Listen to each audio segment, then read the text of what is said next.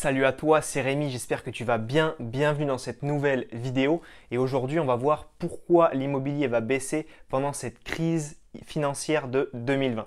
Donc, ce qui se passe, c'est qu'il y a beaucoup de domaines qui vont souffrir pendant cette crise, dont l'immobilier, mais je vais me concentrer sur l'immobilier parce que c'est mon cœur de métier, c'est mon cœur d'expertise. Donc, on va parler immobilier, on ne va pas parler bourse ou autre dans cette vidéo. On va parler des raisons pour lesquelles l'immobilier va baisser pendant cette crise financière de 2020 et je vais te donner 3 raisons dans cette vidéo. La crise financière que nous traversons actuellement va fortement ressembler à celle de 2008. Plus ou moins, il y aura toujours des petites différences, on n'est pas devant, on n'a pas de boule de cristal, on ne peut pas savoir dès maintenant si elle sera pire ou si elle sera moins pire que celle de 2008, mais elle va lui ressembler. Et à chaque crise financière que le monde, que l'humanité a traversée, il y a toujours eu une forte hausse du nombre de demandeurs d'emploi, une forte hausse du nombre de chômeurs et le fait qu'il y ait beaucoup plus de gens au chômage, ça influe aussi sur l'immobilier et sur les 3 raisons qu'on va voir dans cette vidéo. La première raison, c'est que l'homme va passer d'un stade de confiance et de sérénité à un stade de peur et d'anxiété. Et le fait d'acheter un bien immobilier, c'est grandement conditionné par le mental des personnes et leur fait d'avoir confiance en elles, confiance en leur métier, confiance au marché, confiance à l'économie en général. Et avec une crise de cette ampleur que nous traversons actuellement, ce qui va se passer, c'est que le mental des personnes va être beaucoup impacté. Elles vont plus être dans la retenue, dans la peur et dans l'anxiété, pas savoir ce qui va se passer par la suite. On n'a pas beaucoup de visibilité sur notre futur et donc le sentiment va s'inverser de peur. De confiance, on va passer à peur et la peur, c'est l'ennemi de l'investisseur immobilier. Quand tu as peur, tu ne vas pas acheter ta résidence principale, tu ne vas pas acheter un investissement locatif et donc ça va faire baisser grandement le nombre de transactions immobilières dans les prochains mois, prochaines semaines et prochains mois. Et le sentiment de peur, ça va créer l'inverse, c'est-à-dire qu'il y a des gens qui vont vouloir revendre très rapidement leurs biens immobiliers sous le phénomène de la peur. Et donc le marché immobilier qui, comme tout autre marché, est régi par une très simple loi, la loi de l'offre et de la demande. Mais si tu as beaucoup plus d'offres et que la demande diminue grandement, forcément les prix de l'immobilier vont baisser. Avec cette crise, il y aura déjà, première chose, beaucoup moins d'acheteurs de base avec ce phénomène de peur. Deuxièmement, des personnes qui vont être un petit peu en difficulté financière, qui soient par exemple au chômage partiel ou qui envisageaient d'acheter un bien immobilier mais qui ont passé quelques mois de chômage partiel ou bien qui ont tout simplement plus confiance, ils voulaient acheter un bien immobilier mais finalement ils vont attendre, ils ne vont pas le faire dans les prochains mois, prochaines semaines, ils vont rester en situation d'attente et ils ne vont pas passer à l'action. Ces personnes-là, elles vont faire également diminuer la demande et pour les plus malchanceux ou ceux qui ont subi de plein fouet la crise, qui vont se retrouver par exemple au chômage, pas au chômage partiel, je parle au chômage complètement, il y en a entre 30 et 40% de ces personnes-là, s'ils ne retrouvent pas un travail dans l'année suivante, ils vont revendre leur résidence principale, revendre leurs investissements locatifs s'ils en ont, de peur de ne pas pouvoir payer les crédits. Donc ça fait quand même entre une personne sur 3, environ une personne sur 3 qui va revendre sa maison si elle est au chômage, sa maison, son appartement, sa résidence principale ou ses investissements locatifs en général, de peur de ne pas pouvoir payer le crédit et qui vont se remettre en location et de redevenir locataires finalement. Donc ça va faire un grand nombre de personnes qui vont également vouloir revendre alors que ces personnes-là, elles n'étaient pas là auparavant parce qu'il y avait moins de chômage. Le chômage qui va être créé à cause de la crise financière parce que toutes les crises financières font augmenter le taux de chômage. Ces chômeurs, qu'est-ce qu'ils vont faire? 1 sur 3 va revendre sa maison et donc forcément va créer beaucoup plus d'offres que de demandes. Et en plus de tout ça, toutes les personnes dont on vient de parler, les situations potentielles dont on vient de parler ici, ces personnes, elles vont très souvent avoir envie de vendre vite. Pourquoi? Parce qu'elles auront peur, elles seront dans la précipitation, elles voudront vendre le plus vite possible. Donc plus tu veux vendre vite, plus tu es prêt à négocier ton prix de vente et à accepter un prix plus bas. Et donc forcément, il y a moins de demandes, il y a beaucoup d'offres, les gens sont pressés et du coup, les prix vont baisser. Deuxième raison pour laquelle l'immobilier va baisser, c'est lié un petit peu au chômage mais également au contexte actuel, c'est-à-dire le confinement. Avec le confinement, il y a une explosion des violences conjugales et des divorces malheureusement. Donc j'ai étudié un petit peu les données, les analyses qui se font sur la Chine parce que forcément tu sais que la Chine, elle a connu l'épidémie avant nous, donc on a un retour d'expérience qui est plus important qu'en France ou en Europe par exemple. Et dans la ville de Xi'an, donc je ne sais pas si je prononce très bien le nom, mais en tout cas j'ai lu qu'il y avait eu plus de 14 demandes de divorce le même jour, le 5 mars pour être précis. Donc il y a eu une explosion des demandes de divorce, il y a une explosion en France, en Europe de tout ce qui est violence conjugale et sûrement de divorce pendant cette période de confinement ou à la suite de cette période de confinement. Et à peu près dans un cas sur deux, donc une fois sur deux, les personnes qui divorcent, elles vont revendre leur résidence principale, elles vont revendre les investissements locatifs qu'elles avaient achetés en commun.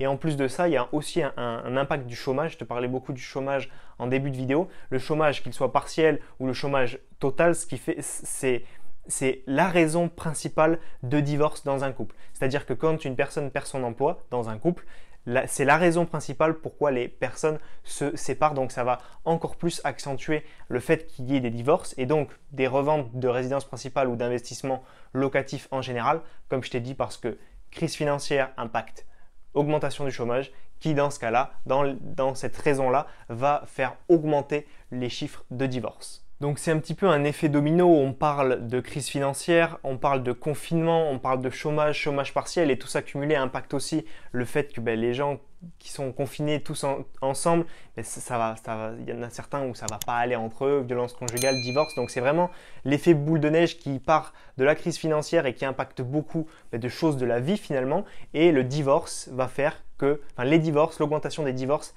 va faire que les prix de l'immobilier vont baisser parce qu'encore une fois, il va y avoir beaucoup de gens qui vont vouloir revendre et peu de demandes en face. Troisième raison, c'est qu'il y aura plus de personnes en difficulté ou avec des emplois un petit peu précaires et donc les banques ne prêteront pas d'argent à ces personnes avec des CDD, avec des intérims ou avec des temps partiels ou avec des périodes d'essai ou ce genre de choses. Elles vont être plus frileuses à leur prêter de l'argent et pourtant, la crise, elle va créer beaucoup plus de situations comme ça. Parce que personnellement, donc si tu le sais, normalement si tu me suis, je suis encore salarié. Dans mon entreprise, ils ont gelé toutes les embauches.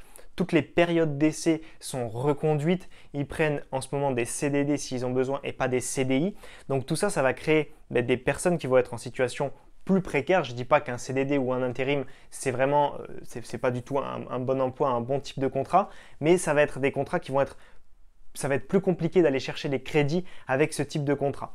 Donc, les banques vont pas donner de crédit immobilier à ces personnes-là qui vont rester en location et qui ne vont pas faire reprendre la demande d'achat immobilier finalement. Donc le temps que l'économie reprenne, que les entreprises refassent signer des CDI, valident des périodes d'essai, etc., le temps que tout ça se remette en route, des personnes qui auraient voulu acheter peut-être pendant le premier semestre 2020 ou le deuxième semestre 2020 vont finalement avoir une situation plus précaire qu'ils ne le pensaient et ne pourront pas aller décrocher de crédit en banque parce qu'ils seront en CDD, en intérim, en chômage partiel, en chômage tout court.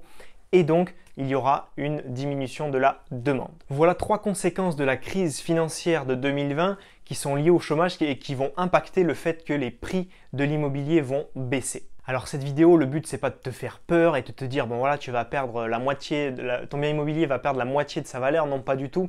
Première chose, c'est que les prix ne vont pas s'effondrer d'un coup, ils peuvent baisser 10, 15, 20, 30%, ça va dépendre aussi des endroits, mais si tu as très bien négocié ton bien immobilier lors de ton achat, que tu as suivi mes conseils de négociation par exemple, tu auras peut-être déjà gratté 10, 15, 20, 30% du bien à l'achat et donc même si le bien immobilier il perd 30% de sa valeur, vu que tu l'as acheté 30% moins cher, finalement ça ne t'impacte pas beaucoup.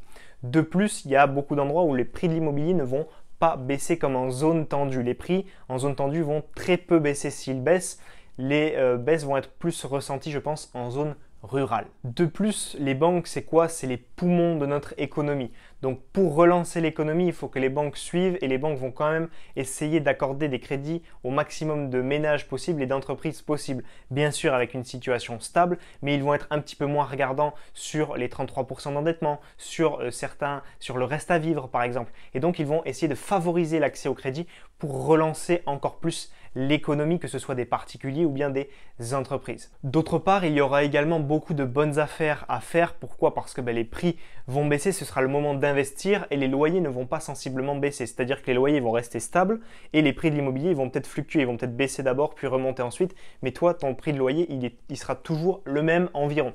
Donc, ce qu'il faut, c'est acheter pendant que les prix de l'immobilier sont bas, profiter de cette crise si tu peux investir dans le locatif parce qu'on a toujours vu qu'après toutes les crises que notre monde a traversées, les prix de l'immobilier finissaient toujours par augmenter à un moment donné. Donc, il va falloir essayer d'acheter au plus bas. Les loyers vont rester hauts et donc tu vas faire la meilleure affaire possible. Ce sera aussi une bonne période pour les achats aux enchères parce que les personnes qui malheureusement ne pourront plus payer leurs biens, il va y avoir la banque qui peut saisir le bien, il va y avoir les organismes d'assurance qui peuvent saisir les biens et les revendre par le biais d'enchères. Le nombre d'investisseurs qui achètent via des enchères ne va pas exploser, donc il y aura à peu près toujours le même nombre de personnes qui voudront acheter des biens, mais beaucoup plus de biens qui seront à vendre aux enchères, donc de bonnes affaires à faire de ce côté-là. En conclusion, tant que tu n'as pas besoin de vendre ton bien immobilier, attends que ça se tasse, attends d'avoir plus de visibilité, ne le vends pas tout de suite parce que là, c'est sûr que les prix vont passer par un point bas après cette crise, c'est sûr et certain. Donc si tu peux, ne vends pas ton bien immobilier. Au contraire, si tu es acheteur, si tu es investisseur, ça va être le moment, dès que la crise va être finie, d'être le premier à visiter, le premier à faire des offres agressives et de tenter de faire de bonnes affaires immobilières. J'espère que cette vidéo t'a plu. Si c'est le cas, pense à la liker. Pense également à t'abonner à ma chaîne YouTube pour recevoir toutes mes futures notifications, toutes mes futures vidéos. Et si tu veux qu'on aille plus loin ensemble en cette période très spéciale où il faut justement investir, si tu veux que je t'accompagne pour réussir ton premier investissement immobilier locatif, j'ai créé tout simplement 1 heure de vidéo pour toi qui est totalement offerte. Pour y accéder, tu as juste à cliquer dans le lien qui se trouve dans la description de la vidéo ou cliquer sur le petit carré qui va s'afficher juste ici et je t'enverrai 5 vidéos de formation privées et inédites directement dans ta boîte mail. On se voit tous les deux dans ton espace de formation privée de l'autre côté. C'était Rémi. Ciao, ciao!